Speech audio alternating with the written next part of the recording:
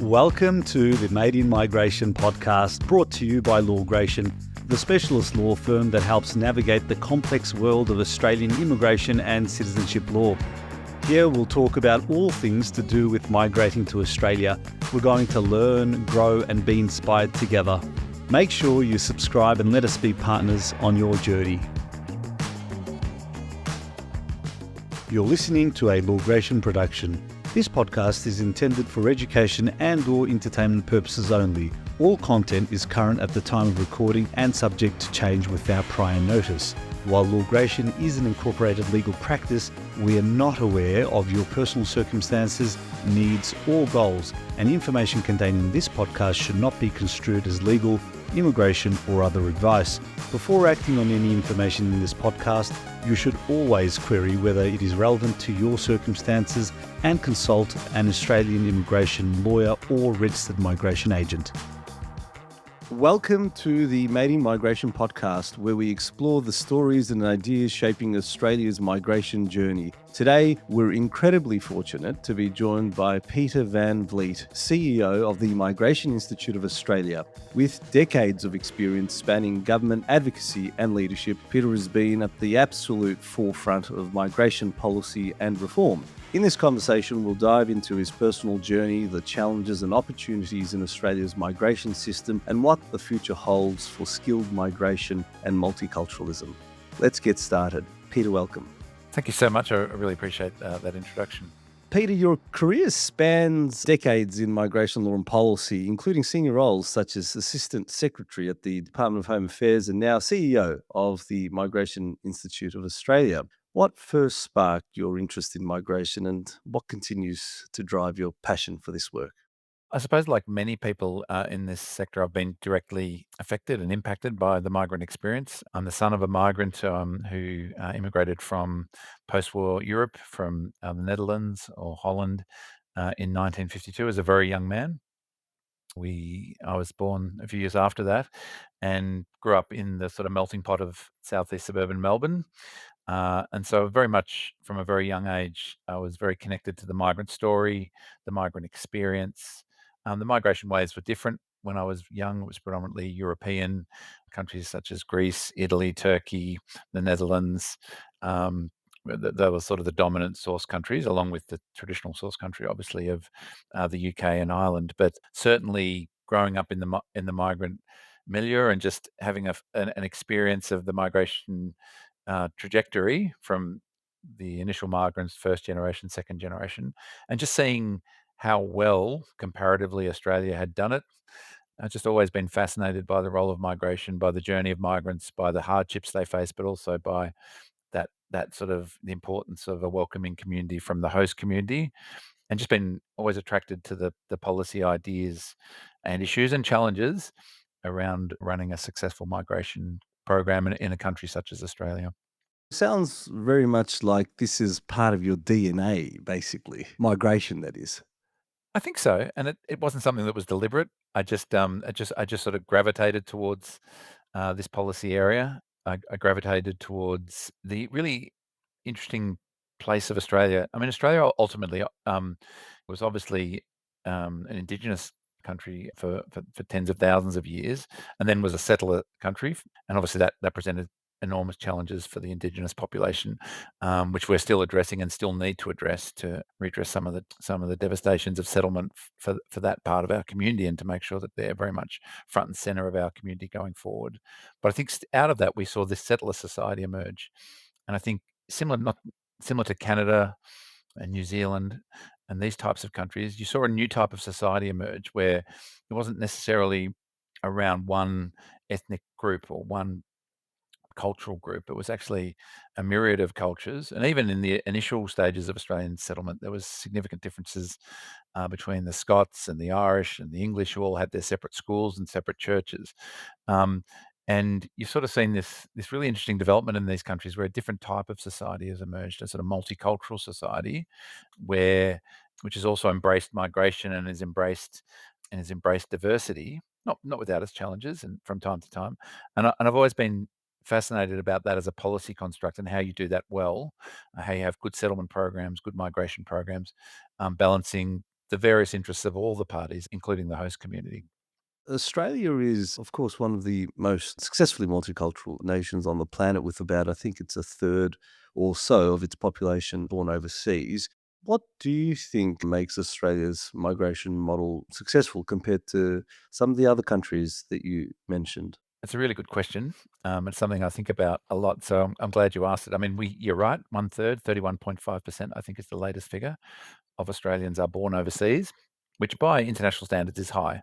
It's not as high as some of the Middle Eastern countries that rely on guest labour forces, but in terms of OECD countries, it's at the top end with countries like Canada and Switzerland and Luxembourg and so forth. But it's working very successfully here. I think the reason it works successfully here is because governments of all persuasions have thought very carefully about the migration intake and getting the balance right between skills, family, and the humanitarian program. And I think Australia has the great luxury, which a lot of other countries don't have, in that we can manage migration well because our borders are more secure than other comparable countries. And I think that means that with care and with diligence and by the federal government, with all stakeholders, including state governments, local communities, and stakeholder groups, I think we've been able to, on the whole, manage migration really well here and make sure that, and I think if the community has a sense that it's being managed and it's being done properly, then you do have that widespread community support, which we've seen in the various surveys from the Scanlon Foundation, that overall Australians are supportive. They might have views on the levels of migration, but overall they're supportive of migration as something that benefits our nation. And this all comes out of course, the post-war period in Australia when we were basically underpopulated as a very large country, one of the largest countries in the world, with a very small population, and really migration has addressed that issue. We are now a much stronger country as a result of it. What was it, Peter? Populate or perish? Populate or perish, that was the mantra, and that was where people from my family came out from Europe, initially, and then subsequently, obviously, migration is now non-discriminatory, and we have, more migrants from the Asian region. Having served as Assistant Secretary at the Department of Home Affairs, worked in NGOs, and now lead the Migration Institute of Australia, of course, how have these diverse experiences shaped your approach to migration advocacy and policy reform? That's a great question. I think one thing I've learned about migration is everybody has an opinion, and the opinions are wildly different, and that migration is so complex and it impacts so many different parts of our economy and society that there is no single truth in migration, because it depends what weight you give to different matters, whether you weight the economy more highly, or social cohesion, or the environment, or culture. All migration impacts all these things, and so when you're thinking about migration and migration planning levels, and what might be an appropriate migration mix, you really have to have an eye to everything, and and you'll never please everybody. And there's always extremes in the migration debate. There are people who basically believe in open borders, and there are people who want as few possible migrants as possible to come. And so, I think the role of governments in Australia is to sort of balance that, and find somewhere in the middle of those two extremes that meets the needs of the community, but also addresses the needs of migrants. What were the biggest challenges you faced when you were transitioning from the public service to leading a membership based professional association? Different challenges. I think in government, it's all about, when you're working as a public servant, it's obviously about keeping the government happy, as in the ministers and the cabinet, and whoever is in power at that particular time, by delivering their policy agenda, which is always fraught because you have to balance that against the parliament and the various players in the sector. So that's a challenge. I think in membership based organisations, it's really about keeping the members happy, and they'll also be a disparate group of stakeholders with different views on different matters. So again, making sure that everyone feels their voice is heard. I think what I've really tried to focus on at the Migration Institute of Australia is a sort of members first approach, where it's not the MIA telling members what they should think, but more we're listening to them and trying to get a sense of what their views are on the area that they practice in. And migration agents and migration lawyers, as you would know, really live and breathe the migrant experience every day. They live and breathe the complexities of migration, the backlogs in the department, and so we really need to be cognizant of their their needs and their agendas, not just what we think is best from on high. So I've really tried to flip us from being the sort of expert institute to trying to represent members more. Turning our attention now to regional migration related issues, the government aims to reduce net overseas migration to around 250,000. In your speech at the Regional Development Australia conference, you asked, how do we do this without further disadvantaging regional Australia, which needs migrants right now? With the regional migration review still awaiting action, how can we balance lower migration targets with the urgent need for skills and labour in regional areas? And what practical steps should be prioritised to make this work? It's a great question, and I did talk about this in great detail in Dubbo, but just to summarize what I said, I think we have this dichotomy between some of our bigger cities, which are struggling to deliver the services that a growing population needs, but our regional areas, which are crying out for migrants and have businesses that can't find staff, that are being held back in their development, that have small towns without doctors or pharmacists, schools that can't find teachers, aged care centres that can't get aged care workers. So a really a different dynamic in regional Australia. And if you go out to regional Australia, you'll hear this from all the leaders and all the business people that they desperately need migrants and desperately need workers to keep their economies going, which is very different, obviously, to some of the bigger cities where people are saying we're a bit crowded. And so, really, the government needs to think more creatively about how they drive migration in the regions. And I think, look, we have had a discussion paper, as you said, since June 2024. It's really well past time the government responded to that discussion paper. We had some really good reforms to the temporary skilled program by former ministers Giles and O'Neill, which really improved that program. But they actually made that program, which is just a general temporary skilled program, more attractive than the regional migration visas. So it's actually, whilst that was a great reform, it's actually encourage people to settle in the cities rather than the regional. I think it's way past time the government reformed the regional visa settings with all the various concessions that you need to get people to settle in regional areas. And I just think we've waited too long for a response to that discussion paper, and the government really needs to do more to incentivise and attract people into regional areas through reform. And I think the other really interesting research coming out of University of Queensland, I think it was Lakova, Bernard and Skille from memory, was basically saying that people settle in regional Australia for different reasons than in the cities. And what some of the biases we have in our migration program towards younger people may actually not work in the regions, because what they found is that people are more likely to settle and stay in the regions if they have children, and that puts you into a sort of an older bracket, in that sort of 40s bracket, or 30s to 30 to sort of 50 bracket. And as you know, some of our skilled migration programs cut out at 45. And what regions want is they don't want people to come for a few years and then as soon as they've reached their permanent residency, get back to Sydney and Melbourne. That really, yeah, sure, they've got them for a few years, but they want families to settle. They want families to stay. They want their schools to be with children. So I think the government needs to think a bit creatively about ensuring that the type of migrants that they're encouraging into regional Australia actually stay. Great points. There's so much to talk about there. When we look at the history of regional settlement policies, tax concessions like the zone tax offset were once seen as a solution to the issue. But the Productivity Commission has argued these broad concessions are hard to justify. They don't really drive migration or strengthen regional economies, which tend to rise or fall based on their own economic fundamentals. So, with that in mind, if we could just talk a bit about what a more contemporary approach could look like. So, visa incentives and relocation bonuses sound promising, but do we have evidence that these measures actually lead to long term settlement in regional areas rather than short term moves? What the data shows that people are more likely to stay in regional areas if they have kids and families. So if you're, and it just makes sense, intuitively, that if you're a young person and you want to get permanent residence in Australia, and the only way you can do that is through a regional visa, you'll get your regional visa, and you'll head back to the cities where the big economies. I mean, the cities are like economic magnets. They pull people in. This has been true of Australia since federation. I think the population centroid of Australia, somewhere in Wagga Wagga, but it's moved maybe, I think someone told me 50 kilometres west since federation. So, Melbourne and Sydney are just big magnets that attract migrants, that attract people because of just the economic activity. So it's a real challenge. You can have all these regional concessions, as the Productivity Commissioner pointed out, and people will go there for the bare minimum period and then they'll head back.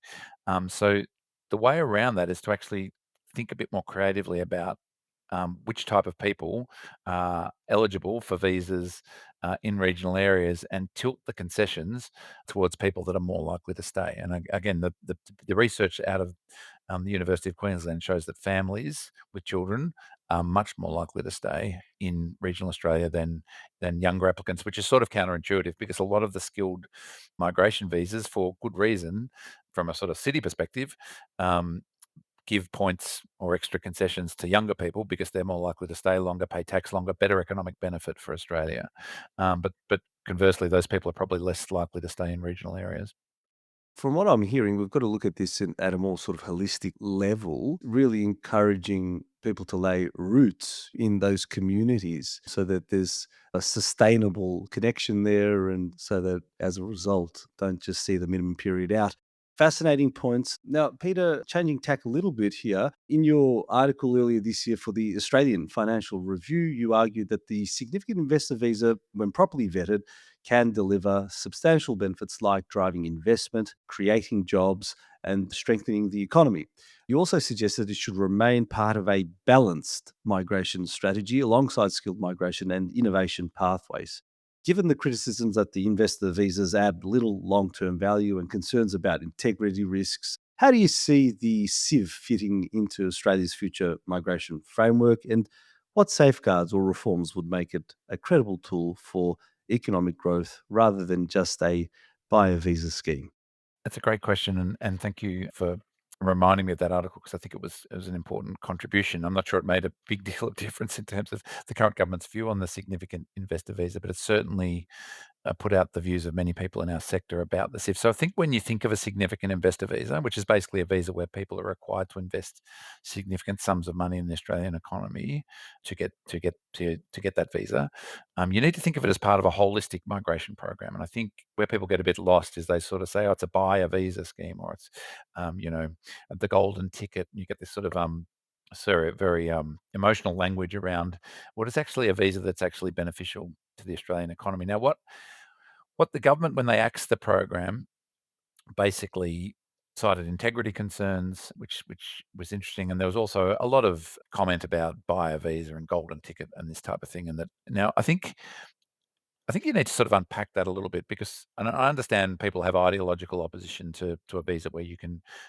effectively, if you invest a sum of money. But if you think of what that investment does, so what that investment did was it actually put money into the Australian economy. There was around $40 billion of additional capital into the Australian economy, which created all types of jobs. I think I cited the example of the tire factory down in Geelong that was employing hundreds of people, and so I don't think it's quite as simple as buying a visa because you're actually there's a trade-off, and the trade-off is you've got to invest money in the Australian economy. Now, the integrity concerns are absolutely legitimate, but it's the government's responsibility to address integrity concerns, and it's the government's responsibility to ensure that visa applicants are of the highest standards, that the money is legitimate, and that's true of all visa classes. And the other thing to think about is with the probably the exception of the humanitarian visas, all visas require some sort of investment. They all require a visa fee. They may require. So I think it's a bit disingenuous to say that this is the only visa where you're required to spend money. Most visas, other than humanitarian visas, require some sort of significant financial contribution, whether it's the visa application charge, whether it's the skills assessment, whether it's the English language test, and on we go. You and I both know that a skilled visa for a client can cost in the tens of thousands of dollars once all of the various.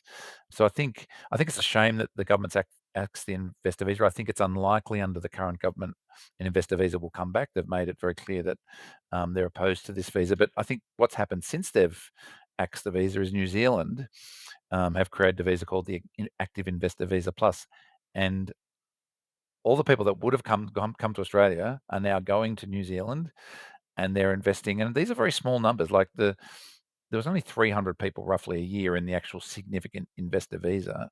They're all going to New Zealand now, and they're investing lots of money into New Zealand. So the question is, are we actually losing out here? Because what those people will do is they'll make the investment in New Zealand, which is where the money will be spent, they'll get their permanent residence and citizenship in New Zealand, and guess what? Then they're in Australia. So, so New Zealand's collected the money on the way through, and the other really curious thing is the new National Innovation Visa, which has a little carve out for significant entrepreneurs, but there's no requirement that they actually spend any money. So you can just say, oh, you've invested all your money in the US or in Europe or in Asia, China or Hong Kong and so on. So you invest your money there, you show you're a good investor, and the government goes, yep, you're a great investor, we'll have you. But there's actually no requirement to invest once you get that visa. You can sit on a beach. You can. So I think, I think it would be great that the government revisit this issue. I think it was really um, unhelpful that the government decided to deprioritize the SIV in terms of processing priority and put that as the lowest possible processing priority, which has had the really unfortunate effect that people who are already here and under the temporary visa have invested $5 million in the Australian economy, like on the assumption that previously they would get permanent residency if they did that all correctly, and are now at the bottom of the queue for processing for a permanent visa. I think that is a really um, unhelpful, and it happened at the time of the election when the significant investor visa was in the news, and I think but I think the government should revisit that issue as a minimum, because I think that's just very unfair. What happened was the significant investor visa got caught up with the whole business investment program. You might recall Grattan did some modelling, which said it was a terrible program, but they didn't carve out the sort of low end business visas for the local 7-Eleven from the SIV. They're just completely different products. They lumped it all together and said this is a bad program. And of course, the SIV got axed, and then it became a big political issue. And Peter Dutton was caught somewhere saying something about it, and it all just sort of unraveled from a policy perspective. But I think it's very reasonable to have a SIV product as part of a balanced migration program that also has a humanitarian program, that also has a skill program, that also has a family program. At its core, I wonder if the public discourse truly addresses the reality, essentially, of the global mobility, the ease with which capital can move between borders. I mean, the issue of international competitiveness, which you allude to, when we look at what message does this send to foreign direct investment, or surely it's an unsatisfactory state in that regard, is it not?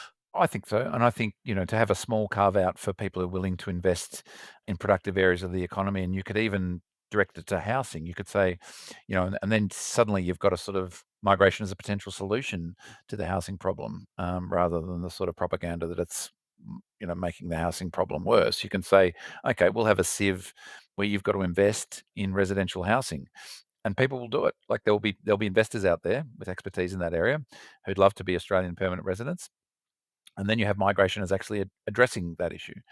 So I think just saying we're not going to have a significant investor visa, I think it might sell politically. I'm not sure, but I just don't think it's necessary as part of a well balanced. Of course someone shouldn't be able to buy a visa in the sense that we'll just give money to the government and we'll get a visa. That no one's saying that. What we're saying is, if you invest in a productive area of the Australian economy that creates jobs, that makes Australia economically stronger, then we'll give you a visa. And we're not talking about thousands of visas. I think it was about 300 a year that were actually in the SIV program. It's a very small amount. And it's beneficial. And I think it would be good if at some stage the government just has a fresh look at that issue. But I don't think it's for the benefit of my members. I don't think that's likely to happen anytime soon. With state based migration, I do want to talk about this as well. Now, state and territory governments play a crucial role in shaping migration outcomes through their nomination programs and regional initiatives.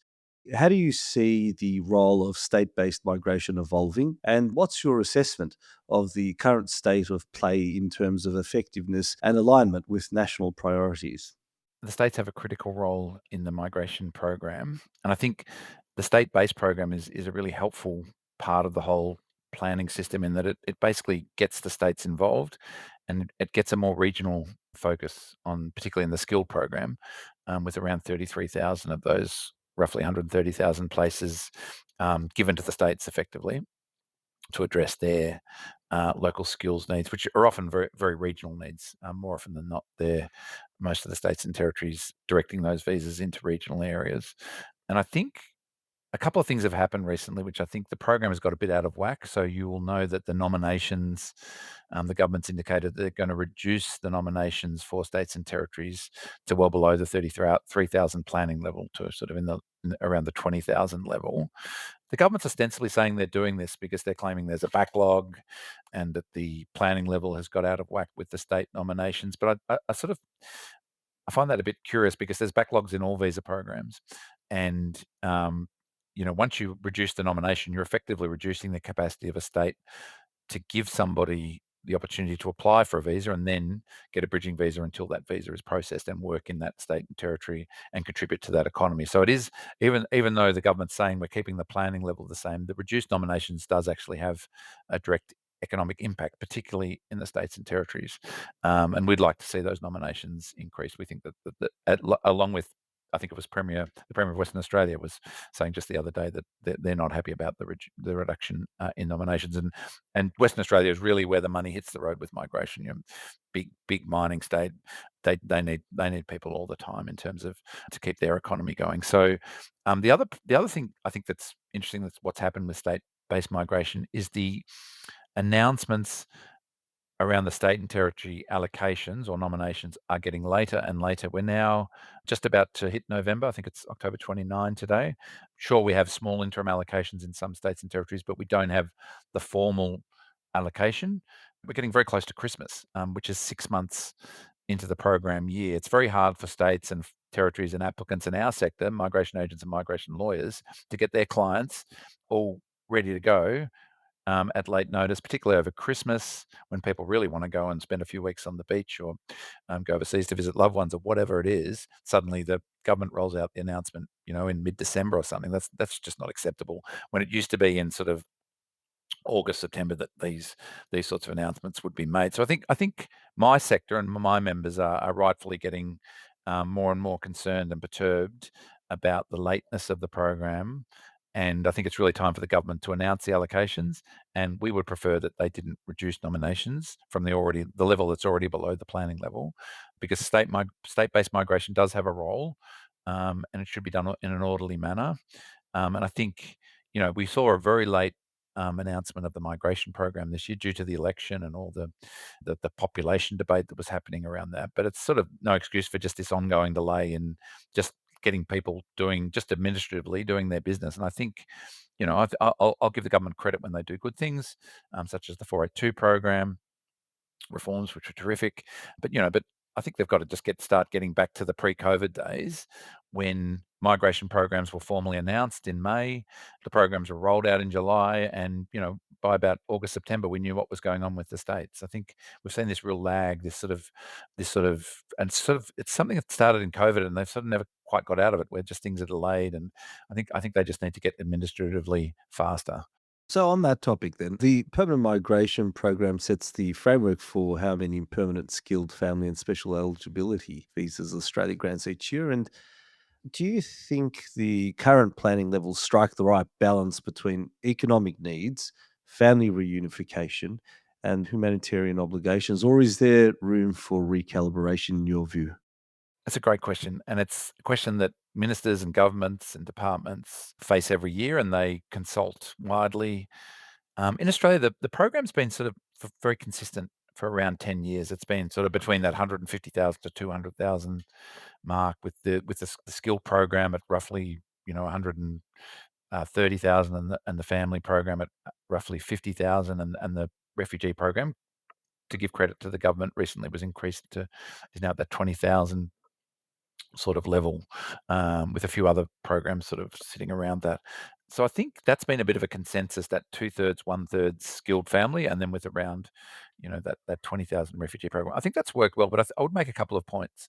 The partner program, which I think from memory is now around 40,000 grants a year, now is just creaking under pressure, because the population has grown, whilst the planning levels have remained the same. So I think the population over the last 10 years gone from something like 24 million to 27 million. I don't have the exact figures on me, but the planning levels have remained the same.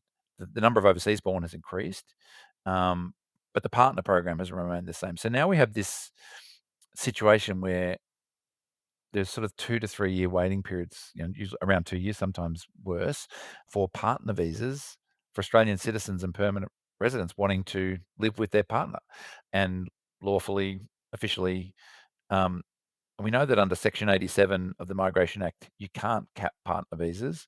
The government effectively has a de facto cap on partner visas. They won't say that, but it's the reality because people are waiting, um, you know, 2 years or more to get their partner visa. So that's that's that's unsustainable. We have, I think, a backlog of around 80,000 partner applications waiting to be finalised, and just a planning level of 40,000. The 2 year waiting period. In my view, if the government took this problem seriously and the challenges around the problem of the permanent program just effectively being too small for the demand that's been created, they should just pull partners out of the permanent program. That would then free up more places for skilled, which is what is needed with the increased pathways from the temporary skill program to the 186 program or the employer sponsored permanent program, and it would solve a lot of problems without impacting NOM, because we know that most people waiting for partner visas, at least half of them are already here, so that it's not going to impact NOM. And it just gets the partner program treated lawfully, which is that it should be, providing that it's a legitimate application, and absolutely the government should be totally focused on integrity in the partner program. We don't want fake partners getting permanent residence to Australia. We want absolute integrity, but providing there is that integrity, it should be demand driven. Australian citizens and permanent residents shouldn't be forced to wait for 2 years to live with their loved one. It's the Parliament has dictated that under Section 87 of the Migration Act. They've stipulated this is not to be capped, this visa. It is being capped, despite all the protestations otherwise, and it should be removed from the program, in my view. Do you think making it a truly demand-driven visa, would there be any adverse electoral consequences of that, do you think, or not? Would there be an issue there? Is the overall mood in Australia one that may be okay with that or not, in your view? Well, given that we can see the impacts to NOM are minimal, and I think Alan Gamlin and Peter McDonald just did a paper on this, which showed the impacts to net overseas migration, which is that's the real test of the population growth, not the permanent migration program planning levels per se. Um, if and then you go back to this proposition, which should an Australian citizen who meets someone overseas that they fall in love with and want to marry, I think any reasonable Australian, there might be a sort of small proportion of Australians that just don't like migration, but any reasonable Australian of any background would say, if I travelled overseas and fell in love and met the love of my life and wanted to marry them, and our relationship was legitimate and under the 4 pillars that the government sets to determine eligibility for the migration program, everything was correct and we met all of the criteria. Why should we wait 2 years to live together lawfully in Australia? I think any reasonable Australian would accept that, and we all know in our lives the wonderful relationships of people from different countries and who've married and settled successfully in Australia.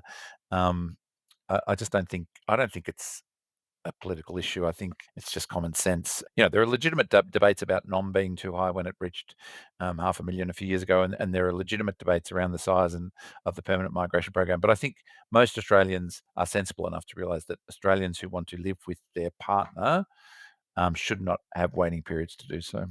There's also probably, some might call it an elephant in the room, but something to be said about the temporary program too, isn't there? I mean, a lot of discussion about the NOM and the permanent planning levels, etc. But I feel as though the temporary program sometimes doesn't get the attention that it deserves. Are you a proponent of the temporary program being demand driven? Look, I think this is probably the most complex area for government is the temporary program, and I think when we saw the non-blowout post-COVID, which was partly just pent-up demand from COVID when people hadn't been able to travel, but it was also partly fairly loose settings in the temporary program, particularly around work rights for students, which I think went on for too long. We did it initially during COVID because everyone was short of workers, the supermarkets were under pressure, but sort of post-COVID, that it wasn't removed quickly enough. So I think, frankly, anyone would admit that we had too many students coming for work rights rather than for study purposes. They've reduced that, which is good. We're seeing NOM coming down. I think NOM's tracking back now towards normal levels from that 500,000 down to around 300,000 now, and looks like it's heading back towards that sort of 200,000 sweet spot. So I think, yes, you do. The government does need to keep an eye on temporary migration, because I think it's not the permanent program really, even though there's always focus on the permanent number and the 185,000, which it is now, or whether it's 190 or 200, or there's always this immediate headline at budget about the permanent program. But I think it's actually the temporary program settings which have a much bigger impact on NOM, and particularly people who are cycling through temporary visas.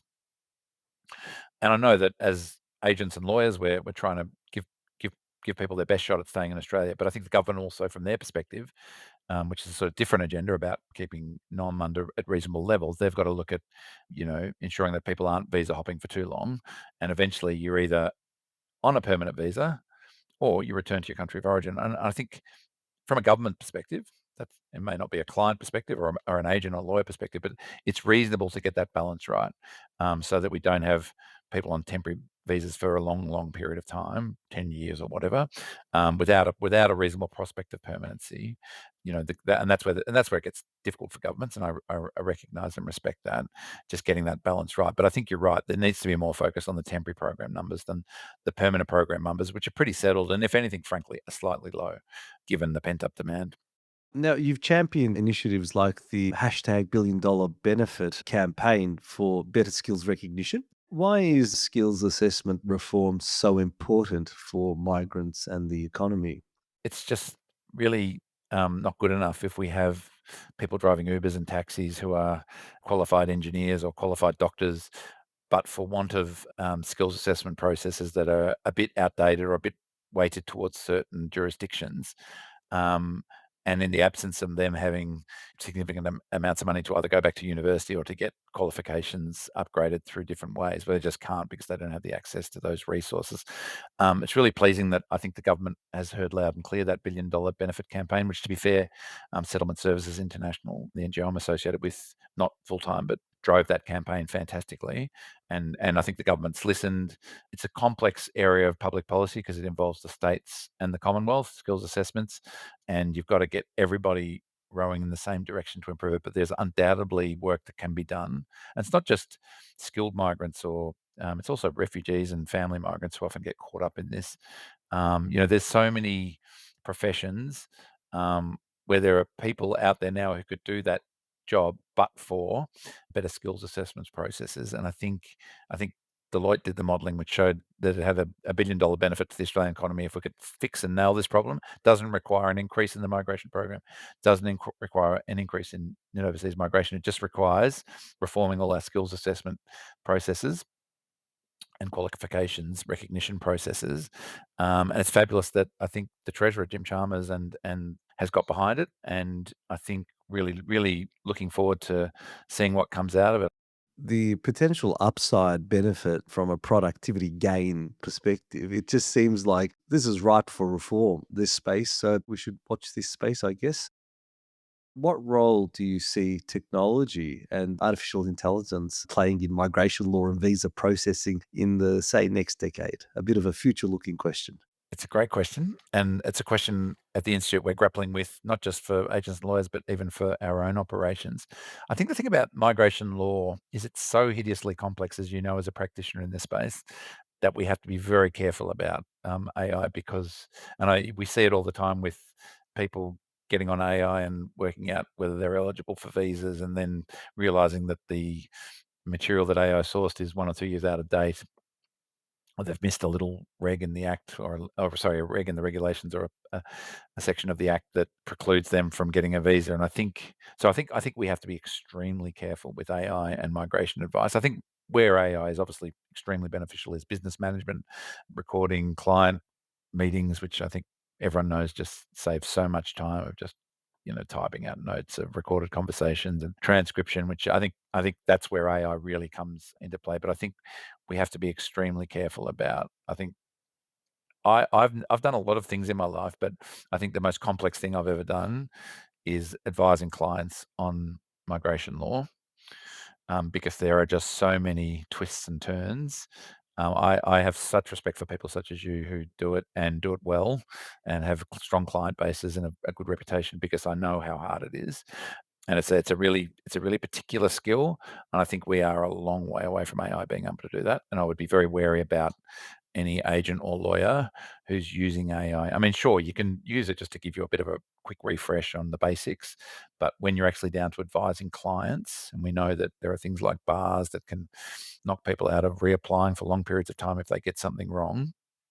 I just think we as an industry need to be really careful about AI and advice. Peter, if you could change one thing and one thing only about Australia's migration system today, what would it be and why? I've already probably touched on it, but I think pulling the partner program out of the permanent migration program is just the obvious fix for so many problems in migration at the moment. And it has a flow-on effect because it'll open up places to skilled visas, which everybody wants, which the economy wants. And it'll mean that partners in Australia wanting to live officially here don't have to wait, don't have to, have all those long waiting periods, even some offshore waiting to be reunited. So I think to me, that's the really obvious thing that I would fix right now. I think it's within the government's capability to do this. I don't think it would be politically disadvantageous. I've just noticed that the new opposition spokesperson, Senator Paul Scar, is a very reasonable person, has very reasonable views on migration. I don't think it's something that would cause much dissent or controversy. And I would encourage the government to get on and do it. The evidence is all out there that it needs to be done. There's a brilliant paper from ANU that's just been written from Alan Gamlin and Peter MacDonald. I just think it's just something that should be done sooner rather than later. Peter, thank you so much for your time. It's been really great. I've really appreciated this, and I have appreciated your podcast. And it's just really, I think it's something that is going to become quite historically relevant just because of some of the really deep and interesting interviews you have with key players in our world. So congratulations to you for starting this enterprise. Thank you. Now, that's a wrap on today's episode of Made in Migration. A very big thank you to Peter Van Vliet for sharing his invaluable insights and experiences with us. If you enjoyed this conversation, don't forget to subscribe and share it with your network. Until next time, keep exploring the stories and issues that make migration matter. You've been listening to a Lawgration production. This podcast is intended for education and/or entertainment purposes only. All content is current at the time of recording and subject to change without prior notice. While Lawgration is an incorporated legal practice, we are not aware of your personal circumstances, needs, or goals, and information contained in this podcast should not be construed as legal, immigration, or other advice. Before acting on any information in this podcast, you should always query whether it is relevant to your circumstances and consult an Australian immigration lawyer or registered migration agent.